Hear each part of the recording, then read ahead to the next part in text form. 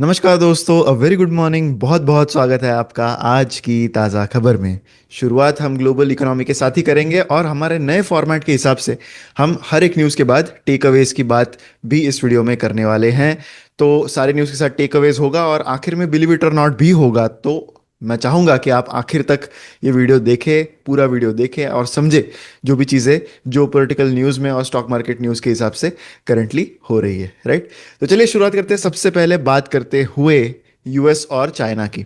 तो Trump administration के जो ऑफिशियल्स है वो अब बता रहे हैं कल कि यूएस और चाइना की जो रिलेशनशिप है वो अब अच्छी है। तो चीज़ें यहाँ पर बहुत जल्दी चेंज हो रही है, राइट।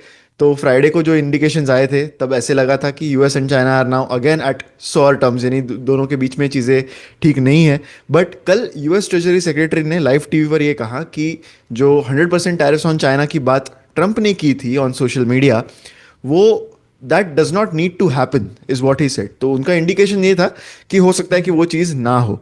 ये एक चीज़ जो कल हुई वो ये कंफर्म करती है कि प्रेसिडेंट ट्रंप और उनकी एडमिनिस्ट्रेशन ने शायद चाइना का जो एक्सपोर्ट कंट्रोल का 10 अक्टूबर का जो डेटा था वो शायद मिस इंटरप्रेट किया हो। क्योंकि पहले मार्केट ने इस चीज़ पर रिएक्ट नहीं किया था जब चाइना ने अपना एक्सपोर्ट डेटा जो है वो रिलीज़ किया था तब। लेकिन 26 घंटे बाद जब ट्रंप ने उस पर पोस्ट की तब मार्केट स्टार्टेड रिएक्टिंग एंड उसी वजह से US stock markets were down on Friday by a lot, right. उसके बाद चाइना ने क्लैरिफाई किया कि ये जो न्यू कंट्रोल्स है ये फुल एक्सपोर्ट बैन नहीं है। एंड ट्रंप ने फिर पोस्ट किया कि चाइना को चिंता करने की जरूरत नहीं है, हम यहाँ पर फाइन है एंड स्टफ लाइक दैट। तो वो कोल्ड वॉर जो है उनके वर्ड्स का वो अभी भी जारी है। Now Trump administration officials are saying कि 100% tariffs on China won't likely go into effect, यानी शायद वो नहीं होंगे। वैसे इक्विटी मार्केट्स इस चीज पर रिकवर जरूर हुए, लेकिन gold prices again I have reached a fresh high hovering just around 4100 in US dollar terms. क्योंकि यूएस चाइना के ट्रेड टेंशंस बड़े थे फिर कम भी हुए, लेकिन ये सारी चीज़ें जो है ना वो जियोपॉलिटिकल वाइज या फिर स्टेबिलिटी वाइज अच्छी नहीं है। चाहे चीज़ें थोड़े बेटर हुए हैं कल, but still overall they are not looking very good for normal bond investing और इक्विटी इन्वेस्टिंग। एंड इसी वजह से गोल्ड की तरफ का जो सेफ हेवन का अट्रैक्शन है वो अभी भी बढ़ता हुआ नजर आ रहा है। अब गोल्ड या फिर सिल्वर की बात जहाँ हो रही है तो हमने परसों ही जो हमारा ऑफलाइन सेशन हुआ था वहाँ पर हमने काफ़ी डिटेल में एक प्रेजेंटेशन दिया था about gold silver and how one should approach it from asset allocation perspective. तो हम इसके ऊपर सोच रहे हैं कि कोई वीडियो जो है वो यूट्यूब पर भी रिलीज करे about short analysis about gold and silver prices. अगर आप कमेंट्स में मुझे बताइए कि आप ये चाहते हैं कि ऐसा वीडियो हम रिलीज करें, and will try to make a video on this in the next 1 or 2 days. तो की टेक अवे जो हमारा निष्कर्ष जो हमने देना शुरू किया है अब से, तो की टेक अवे यहाँ पर यही था कि ट्रेड टेंशंस एटलीस्ट कल की जो न्यूज़ आई है वहाँ से थोड़ी सी ईज होती हुई दिखी है। शॉर्ट टर्म में ये ग्लोबल इक्विटीज़ के लिए एक पॉजिटिव चीज़ होती है and risk sentiment point of view से भी एक पॉजिटिव चीज़ है। बट पिछले 1 साल से अगर हमने कुछ सीखा है मार्केट से तो वो यही है कि ये नेगेटिव पॉजिटिव होते रहता है। We are still not getting an indication कि लॉन्ग टर्म में चीज़ें अब तक स्टेबलाइज हुई हैं या नहीं। एंड वो जो ट्रेड टेंशन है वो अभी भी लिंगर होते रहेगा is what I feel. Next news is about open AI. तो ओपन एआई ने चिप स्पेंडिंग स्प्री जो है उसके उनका चिप्स पर जो खर्चे वो कर रहे हैं एंड जो पार्टनरशिप्स वो कर रहे हैं विथ लॉट ऑफ कंपनीज, वो अभी भी कंटिन्यू हुआ है। कल ब्रॉडकॉम के साथ उन्होंने एक $multi-billion डील की। OpenAI has agreed to purchase 10 GW of computer chips from Broadcom and ये एक लेटेस्ट स्ट्रिंग ऑफ डील्स है जहां पर billions of dollars already deals में उन्होंने साइन कर दिए। Just to give you some context, पिछले कुछ महीनों में OpenAI has signed deals with Stargate $500 billion, Nvidia $100 billion, AMD up to $100 billion, Intel $25 billion, TSMC $20 billion, Microsoft, Oracle और अब Broadcom, ये सारे कंपनीज के साथ बिलियंस ऑफ डॉलर्स की डील्स ओपन एआई ने पिछले कुछ महीनों में जो है वो साइन की है। तो ये जो मैमथ चिप ऑर्डर है, काफ़ी बड़ी चिप ऑर्डर है। इसके under OpenAI could spend around $350 billion to $500 billion on top of रफली $1 trillion of chip and data center deal जो उन्होंने रिसेंट मंथ्स में साइन की है to run services such as ChatGPT, उसके लिए जो कंप्यूटिंग पावर लगती है उसके लिए उनको ये सारी स्पेंडिंग करनी है। सितंबर में ओपन एआई ने अग्री किया था to buy chips with total power consumption of 10 gigawatts from Nvidia, फिर 6 गीगावाट्स फ्रॉम एएमडी जो एनवीडिया का ही राइवल है, and now they also stuck a data center deal with Oracle. So ये जो डील्स है they have bound some of the world's biggest tech groups to OpenAI's fortunes. तो जब ये कंप्लीट होगा, ये सारे डील्स कंप्लीट होंगे, तब एक्सपेक्टेड है कि ओपन एआई का total access to computing capacity around 26 gigawatts की होगी, जो एक्चुअली इक्विवेलेंट है to about 26 nuclear reactors, right. एक पॉडकास्ट में सैम ऑल्टमैन जो ओपन एआई के चीफ एग्जीक्यूटिव है, उन्होंने कहा कि कंपनी करंटली वर्क कर रही है with Broadcom for 18 months to develop custom chips, जिससे उनको एक बहुत बड़ी कंप्यूटिंग इंफ्रास्ट्रक्चर बनाने की हेल्प यहाँ पर हो सकती है। एंड उन्होंने इस रेस को, जो race to develop AI infrastructure है, इस रेस को उन्होंने कहा है कि this could be the joint biggest industrial project in human history, ऐसा उनका यहाँ पर दावा है। The key take away here is कि ये कंफर्म करता है जो स्केल है ना of global AI infrastructure boom, उसका एक बहुत बड़ा कंफर्मेशन है। ये एक मेजर टेलविंड है for semiconductor and data centre ecosystems. बहुत जगह पर इस चीज को एक बबल भी माना जा रहा है, but it is probably too early to conclude something on this, and हमें आने वाले कुछ महीनों में एंड आने वाले कुछ सालों में इसका ट्रू एक्सटेंट पता चलेगा। अब बढ़ते हैं इंडियन इकोनॉमी की ओर। सबसे पहली न्यूज है अबाउट द इन्फ्लेशन डेटा। तो सीपीआई इन्फ्लेशन नंबर सामने आए हैं। 8 ईयर लो ऑफ 1.54% का नंबर आया है फॉर द मंथ ऑफ सितंबर। ये जो शार्प फॉल है इन्फ्लेशन के नंबर्स में, वो मेनली ड्रिवन है by lower food prices, particularly vegetables, pulses and fruits. Non vegetarian items, edible oils, precious metals, ये सारी चीज़ों में प्राइस इंक्रीज देखा गया है, पर ओवरऑल फूड इन्फ्लेशन बहुत कम होने की वजह से ये नंबर कम आया है। तो ये सेकेंड टाइम है इन दिस ईयर जब ये प्राइस ग्रोथ जो है, सीपीआई नंबर जो है, that has stayed lower than 2%। तो पिछले मंथ में ये नंबर 2.07% था, अब ये उससे थोड़ा कम आ गया है। फूड इन्फ्लेशन की अगर बात करें तो that stood at -2.28% in September compared to the same period in the last year. तो लाइक आई सेड, मैं हमेशा सीपीआई नंबर्स जब भी बताता हूं तब मैं ये अगेन स्ट्रेस करता हूं कि हमें इन नंबर्स को किस कंटेक्स्ट में देखना है वो समझना बहुत ज़रूरी है। ये नंबर्स है सितंबर 25 का कंपैरिजन विद सितंबर 24। कई बार हमें सीपीआई नंबर्स सुन के लगता है कि 1% का तो इन्फ्लेशन नहीं है, 1-2% का इन्फ्लेशन कैसे आया है, ये नंबर्स गलत है शायद। बट हमें कैलकुलेशन को समझना इंपॉर्टेंट है। उसके लिए लॉन्गर टर्म में हमें इन्फ्लेशन काफ़ी ज़्यादा दिखा है एंड वो ऑब्वियसली हमारे नंबर्स में आता है। ऊपर से सीपीआई इन्फ्लेशन नंबर्स जो है ना, वो एक नीड बेस्ड इन्फ्लेशन नंबर्स है, they are not want based inflation numbers. तो they cover basic necessities and उनमें ये फिगर आया है which is comparison of September 25 versus September 24। बाकी चीज़ें, बाकी जो नंबर्स हैं उनकी बात करें तो हाउसिंग इन्फ्लेशन अर्बन एरियाज में बढ़ गया है टू 3.98%, जबकि पर्सनल इफेक्ट्स यहाँ पर इन्फ्लेशन बढ़ गया है to 19.4%, which is its highest since the start of the series. Main reason इसका यहाँ पर है गोल्ड एंड सिल्वर प्राइसेस जो न्यू हाइस को टच कर गए हैं in the month of October.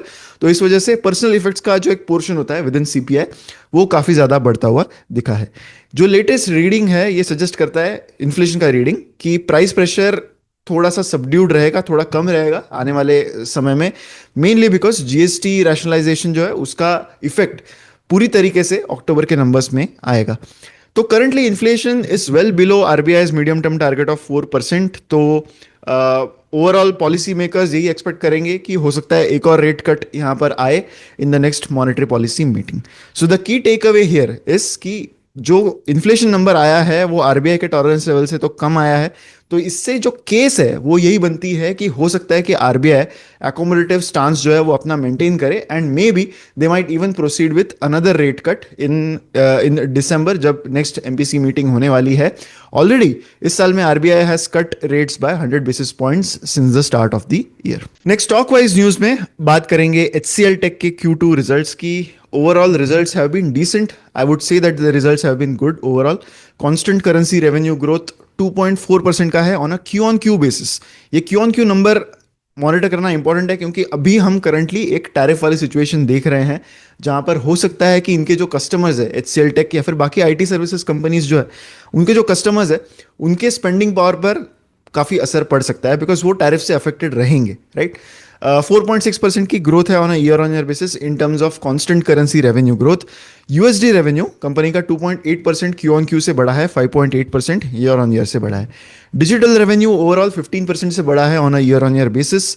Advanced AI revenue, अब कंपनी ने अलग से एआई से आने वाले रेवेन्यू का डिस्क्लोजर देना शुरू किया है।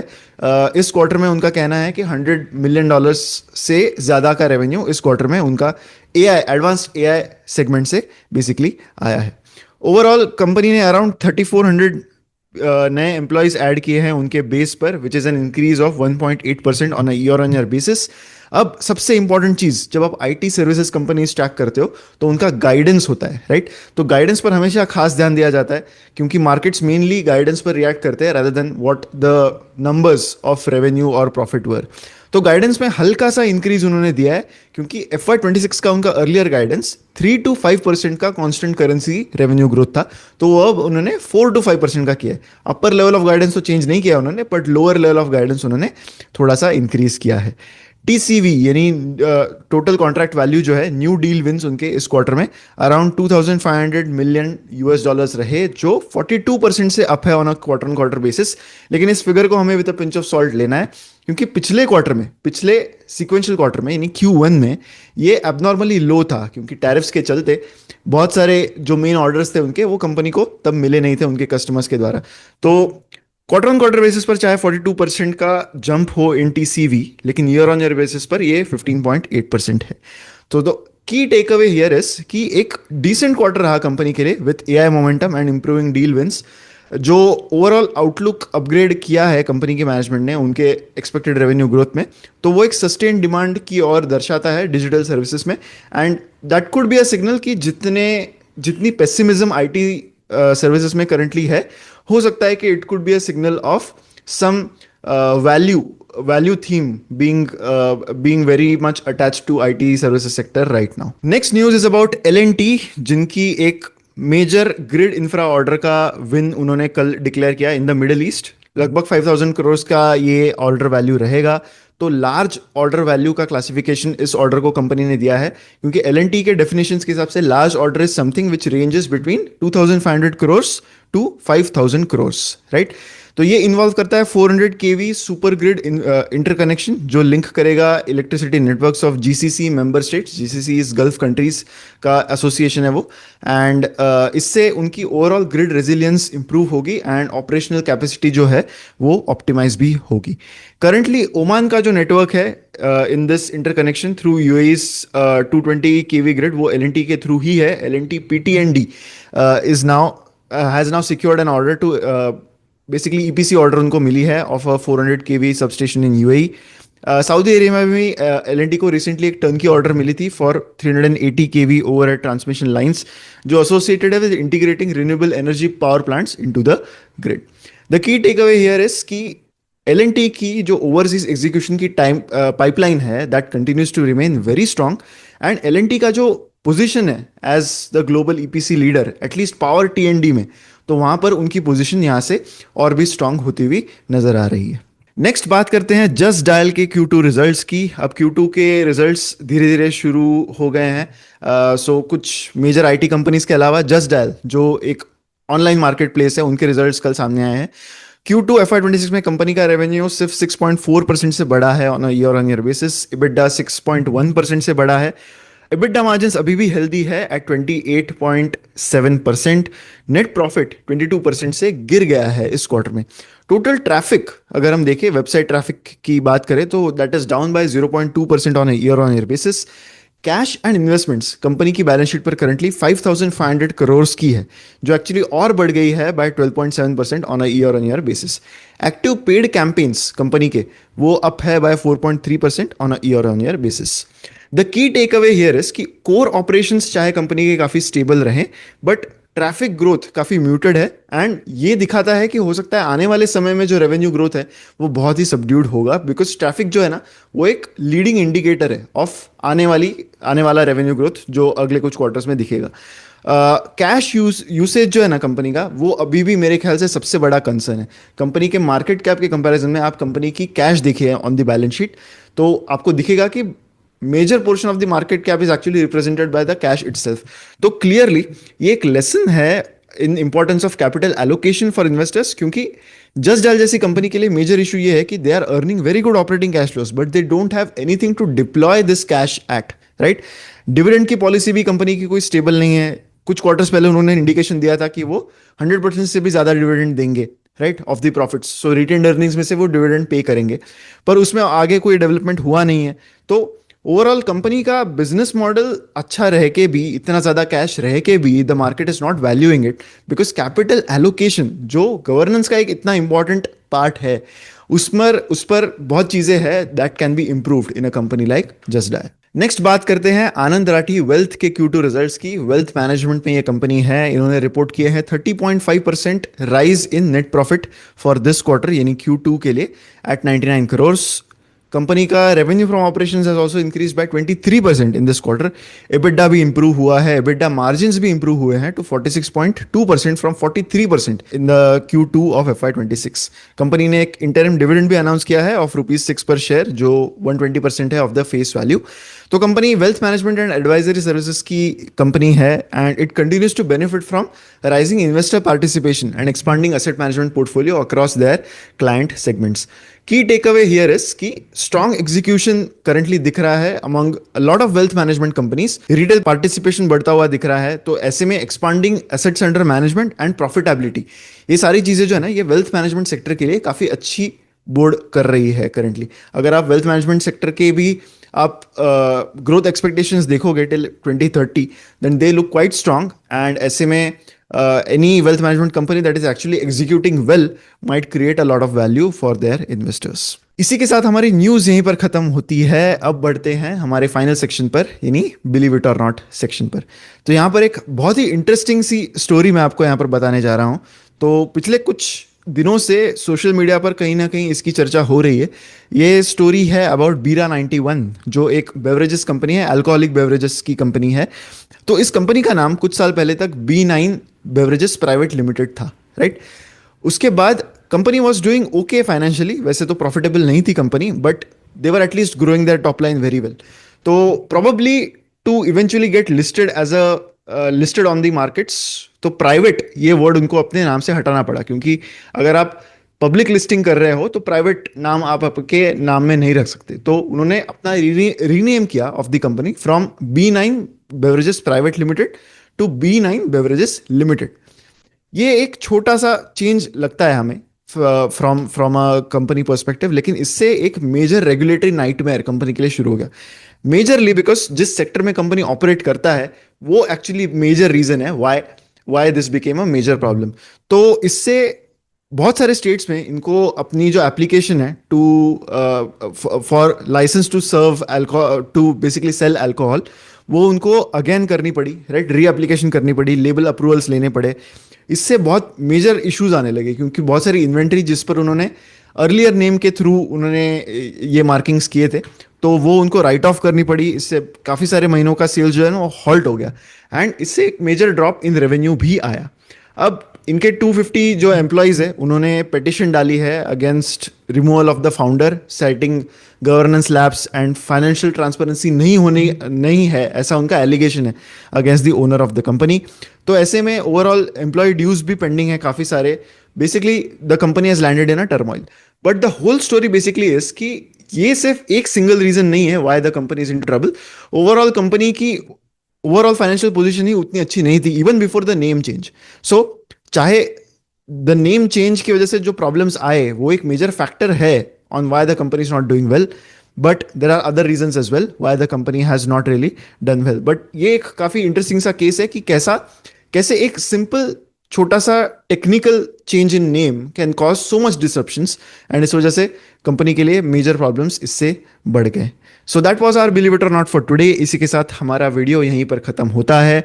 अगर वीडियो आपको अच्छा लगा है तो लाइक ज़रूर कीजिएगा इस वीडियो को, ताकि हम इस वीडियो को मैक्सिमम लोगों तक पहुंचा पाए। यूट्यूब का एल्गोरिदम ऐसे ही वर्क करता है, अगर आप लाइक करोगे तो हमें और भी प्रोत्साहन मिलेगा एंड हमारा वीडियो भी ज़्यादा से ज़्यादा लोगों तक पहुंचेगा।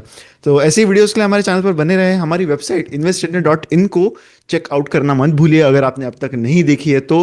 बहुत अच्छे डिस्काउंट्स यहाँ पर करंटली चल रहे हैं। MP50 ये कूपन कोड अगर आप यूज़ करते हो तो आपको 50% का डिस्काउंट मिलेगा on all our research products like model portfolios, stockometer and फंडोमीटर।